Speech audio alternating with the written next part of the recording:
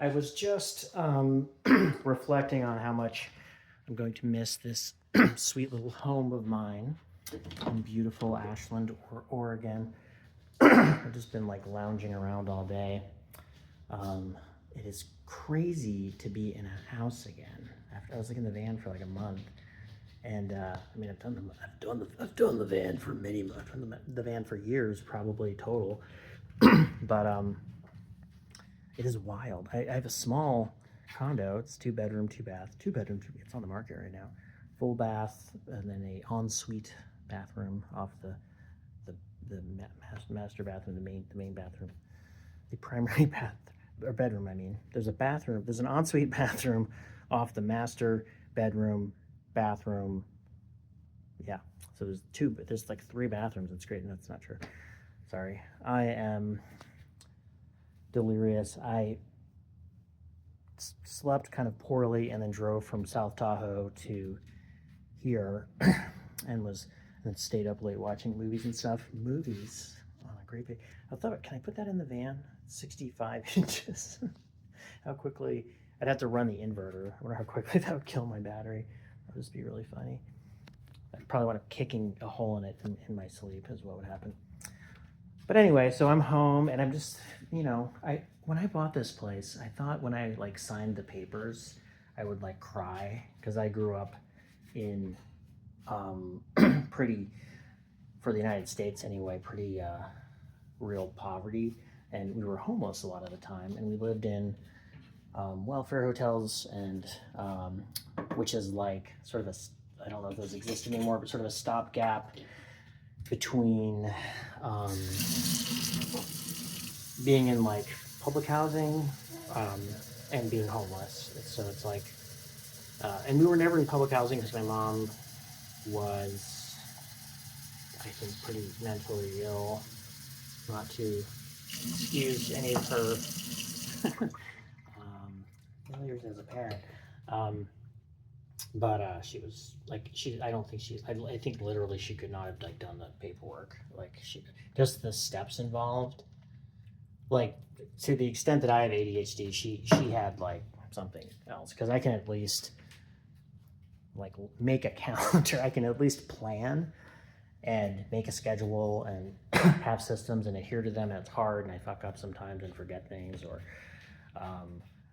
struggle with big projects, but I get them done eventually. And I think just emotionally, like for her, the thought of going on public housing meant that she was sort of giving up on her dreams or something, or I don't know, some sort of beatnik version of selling out. But instead, we would just like flounder, and she could be profoundly, now I'm just talking about my mom, but she could be profoundly charming, and she was very intelligent, not even though, but she didn't finish high school, probably because of the same like inability to complete anything. Maybe she did just have really, really severe ADHD, and then a shitload of trauma. She had a fuckload of trauma, which she told me all about when I was like 5 years old. Thanks, Mom. Love you. And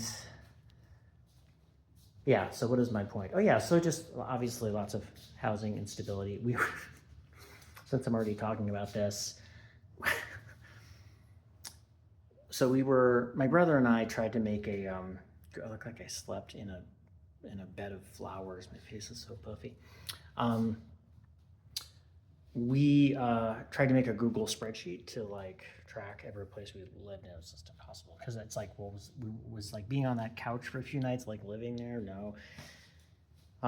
There were some definite main points. Like we lived on the Lower East Side in this place with this punk rock woman named Claudette, and her boyfriend, who was she was a pretty even as a kid I thought she was a short, relatively short Jamaican woman, and had like an asymmetrical dyed, like kind of, I don't know what to call it, like sort of mohawk-ish thing that was so fucking cool. And she would wear these shirts where like the neck hole was like so big, for like barely on one shoulder, like kind of hanging off the other shoulder. She'd have like some kind of sports bra or something underneath it, and she would just yell at me because my mom was not a very clear disciplinarian. And she was a very clear disciplinarian, even though she was like my mom's roommate's girlfriend. And I would get on the intercom, and we're standing on the chair getting on the intercom and just hitting the button and just saying curse words I know. So I'd hit the button and go, fuck you, fuck you. Or so it's not just a curse word, that's a verbal assault. And I would just keep it, I was basically trolling through an intercom. And then finally somebody gets on the intercom, they're like, fuck yeah. They start screaming this like Lower East Side. It probably wasn't, the thing is, it's like, I want to say crazy guy. It probably wasn't a person with technically mental illness. It's probably just some pissed off guy walking down the street, and he hears a child's voice saying, fuck you, fuck you. And so he just runs over to the intercom and just, I don't know how he knew it was. Maybe it lights up on the outside, that would make sense. But that would sort of, I don't know, who knows? Anyway, and so she was sleeping in the middle of the day because she was probably out all night at CBGB's being awesome. And I'm having my screaming match with a grown man who's about to have an aneurysm. And she just was like looming over me. I think it was I was 6 years old, but I think that was the beginning of my like, oh, like just like some part of me was like, oh, I like this beautiful Jamaican woman looming over me and telling me I'm a bad boy. Oh gosh, oh no, what's going on? Having an awakening here. Anyway, so that was like one of the many kind of crazy, unstable environments we lived in. He died of a heroin overdose, fortunately not while we were there. I don't remember ever seeing Claudette again. I hope you're well, Claudette. Thank you. You're probably like a human rights lawyer in Geneva or something. I don't know. So what the flying fuck was my point with all of this? Just the feeling of being home, how that feels nice. And then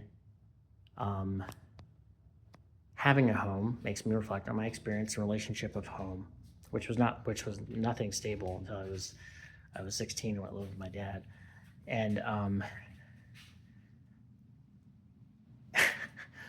I don't know where we were living, but my mother's father was a pretty decent, a successful cartoonist and a decent cartoonist. And it's in an era when like he had there's a picture of him sitting at a big drawing table, like with clearly his portfolio open because you can see this shininess, and he has a dry fountain pen, but he's like posing for like some kind of shot, and you can see he's in this whole big gigantic open room of men at these tables, all wearing vests and smoking with a mustache, like my grandpa. And it was just so anyway. So he made enough money that he left some to my mom, Grandpa Thurston Gentry, and she immediately moved us in to the Gramercy Park Hotel. She had gone to the Art Students League, or I don't know if she went or she just like hung out there, but she was there we go. That's me. I mean, so it's not, I'm not implying my mom was a great artist, but she was like to some extent a competent artist. And this was just a sketch, like she was really struggling to paint because she would draw first with pencil, and then she'd like maybe even go over it in like gouache, and then she would paint on that with oil painting.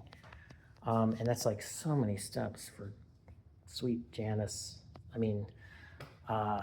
So I'm sure she got lost somewhere along the way, getting, who knows. Anyway, so the Gramercy Park Hotel, if you're familiar with the children's book, Madeline, about a little girl who lives, I think, in the Plaza Hotel, which is on Central Park, much, much fancier than the no offense, Gramercy, but sort of a world-renowned, what you think of when you think of incredibly luxurious sort of legacy hotels that have history. And so she moves us in. Oh, so Madeline is a book about a girl in a hotel. It's a lot. My mom got me that book because I was sometimes a bit of a terror. So she got me that book and would read it to me. She was a good mom sometimes. She was loving in her. There was love swirling around in that rolling boil of everything else a person can be. So she goes, I don't know where she goes. Macy's? I'm imagining Macy's. I'm just imagining it's like a fucking 90s movie. You know, like she's just or 80s. This would have been, Jesus Christ, this would have been like 82. Jesus. Yeah, very different time. And it was still quite fancy down there. It was also kind of a refuge from all of the hubbub going on in the city. It's a very rich old neighborhood built around this park called Gramercy Park. Oh, here we go. Here we go. So now I'm just telling a story to the world. But this, trying to get good lighting. There we are. No, there you go. Yeah, there you go. I'm such an amateur. I want to be not backlit. That's what I need. There's lights everywhere. Oh my God, there's so many lights. I don't know how reflections work. And then there's the screen. Son of a whore. There we go. There we go. We did it. I'm a genius. Do I get my union card? So there's Janice kneeling down next to me. I have a tooth is bothering me. So I'm poking out with my tongue. She's probably telling me to stop doing that. John is wearing the facial expression of a person who really doesn't want to be there, let's say, and is also very traumatized. And I just got that bowl haircut, and I'm wearing a little jacket that is the kind of jacket that little English professor, she has to be dressed like a sort of a English professor. There's leather patches on the elbows of that jacket. And that's in the park where you go to the bellman, who's dressed like the guy on the Beefeater gin bottle. Another reference I'm very familiar with from my childhood. And he gets a big ring with a single gigantic old school looking key on it, and then walks you over there and then unlocks it and opens it and holds it for you, and then you go in the park and then he locks you in. And I don't know what happens then. I don't remember the exiting. I'm sure there was some, maybe not though. It was the 80s. I mean, because it does seem kind of, because it is hard to have a one-way. Anyway, it doesn't matter. So the Gramercy Park, we lived there, and my mom became good friends with this woman named Edwina, who was, I think, she was English by way of Canada, and had an interesting ex and lived there. My perception was that she was a widow, an older widow of means. And she wore, my memory of her is, this is a tiny child. This is a 6-year-old. So these are but they were such formative memories. And my memory of her, right or wrong, is that she had like a high collared neck, and she would wear pearls, and she had that sort of like really good dye job blonde hair for respectfully, a woman who you would not expect to have blonde hair. But just, it looked so good and so tasteful, and it was in a bun on the back of her head. And she had like wonderful manners, and she was, but really respectful and inclusive. She wasn't like Victorian and shut up child, you know.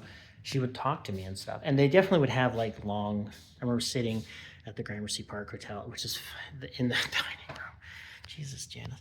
In the dining room, she was looking at like a white tablecloth and all the and there's just like a million staff, like doing very specific things of bringing out your food or taking your order or bussing your table or whatever. And just them talking, that sort of angle of being a child where you're sort of, you can see everything. Children are very observant, like walking into a new space. Side note, I read a book called, when I worked at the climbing gym and I was trying to help with retail. We were all trying to help with retail, so we all read that book. And it's about something like the anthropology of shopping or something. It just sort of talks about how people behave in shopping environments and commerce environments.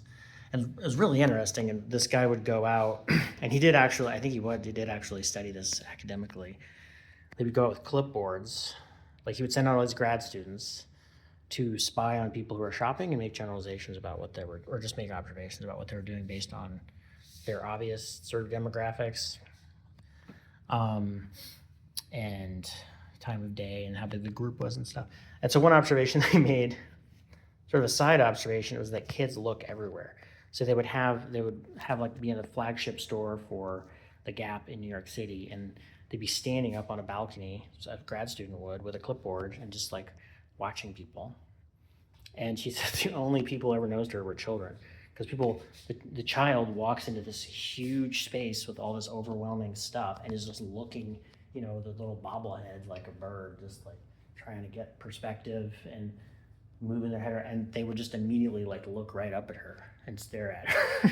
She was like, fuck, kids are observant. So anyway, so I have very vivid, and when you're a kid, you look around more. When you're an adult, you don't tend to have any reason to look up, but kids are kind of always looking up and around, because if I'm talking to two adults this close together, my eyes can just move back and forth to talk to them. But if I'm like talking to one person over here and another person over there, it's like, it's got to be so disorienting to be like, if you were suddenly that size and people are like looming over you.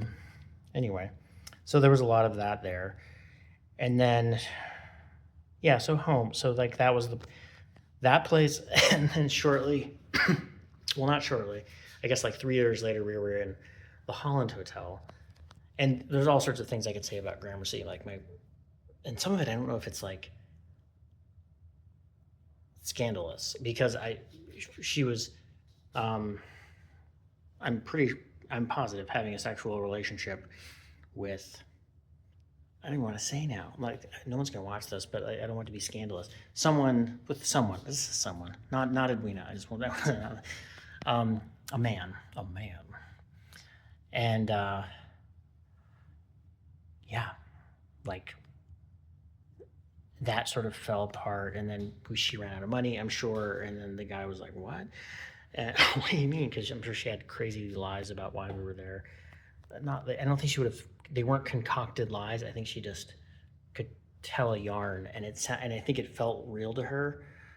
It was so sort of aspirational and aspirational. Aspirational is something entirely different. And so I don't want to give her it's hard, forgiveness, like, because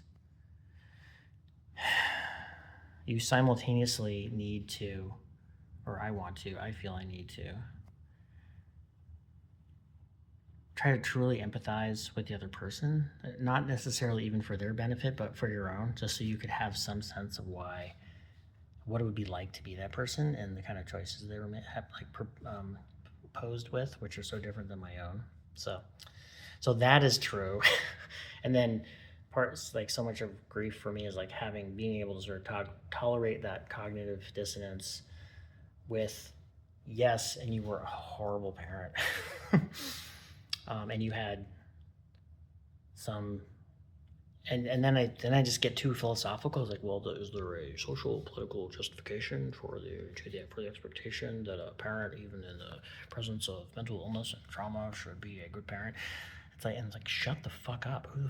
Who let you into my grief experience? No, it's okay to just have feelings and be like, I'm fucking angry because you weren't able to provide regular food, shelter, and safety, which is like ground level expectations, So I can feel that, and also feel like we're all just kind of like, no one chose to be here. I know some people have a sort of different ontological understandings of how and why we're here. So so home. So that's a 20-minute rant on just what it feels like to be home and what this place means to me. Oh, and then to loop it back, I'd said when I signed, I thought, because of that background, that I would like cry. And that was like Oh, I didn't even go into the Holland. It doesn't matter. But like, it does matter, but it's, I don't know how much patience anyone has for this story. I could talk about the Holland on a different day. I can say with a fairly high degree of certainty that I am the only person, Janice and I are the only people who lived in the Gramercy Park Hotel and the Holland Hotel. I think that is a club with 2 members. I could be wrong though. Yeah, the Holland was like a welfare hotel that was so dangerous and corrupt that it was in like the Times, the New Yorker, or excuse me, the Times, the New York, Jesus Christ, the Times, the Daily News, and the Post, and those are all they aren't always running the same. It's been kind of strange with all 3 because the Post has always been what it is now, which is sort of like Trumpy fish wrap, you know. But there's good stuff. I'm sure. I mean, fucking come at me if you're. I don't know. I don't live in the city anymore. What am I even talking about? But even as a child, I mean, I don't know. I mean, but I was surrounded by coastal. My mom was, despite us being like destitute most of the time, was in fact a coastal elite, I would say, even though she didn't graduate high school. But yeah, so I was around a lot of people who would have been critical of that. Anyway, home. Yeah, so I didn't cry when I signed the thing. I was just kind of overwhelmed because you sign like so much. But I will cry when I leave. I will cry when I leave. Like, look, this is. I felt felt validated, like leaving Yosemite sunshine and then coming up into the gray Pacific Northwest and being like, yep, this is the right choice for me. But being here, it does just.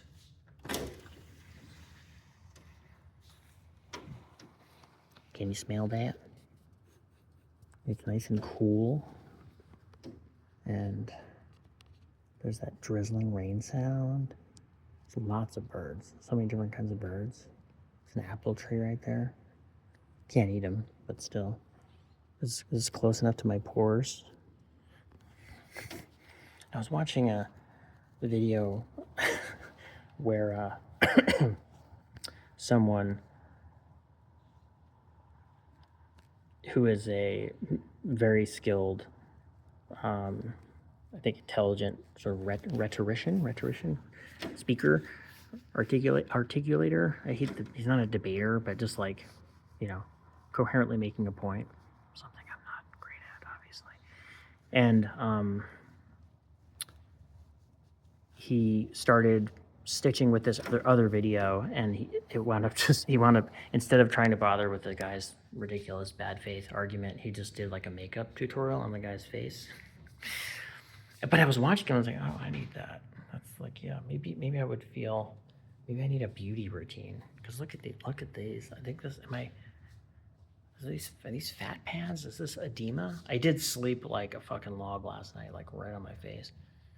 I need to go for a walk. I need to get my I need to get my lymphatic system drained because it's just clogged up right now. I think somebody threw a tampon in there.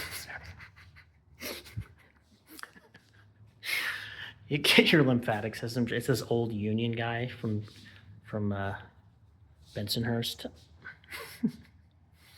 Yeah, I fucking cleared it out. You got somebody threw a tampon in there.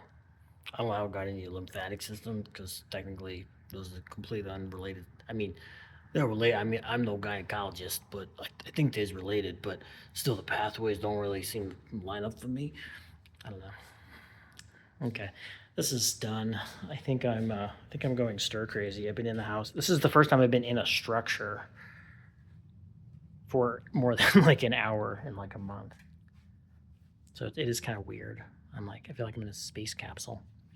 Okay, enough of that. Goodbye, everyone. I can't believe anyone, if you watch this whole thing, good job. You should get a medal. Here you go. Bloop.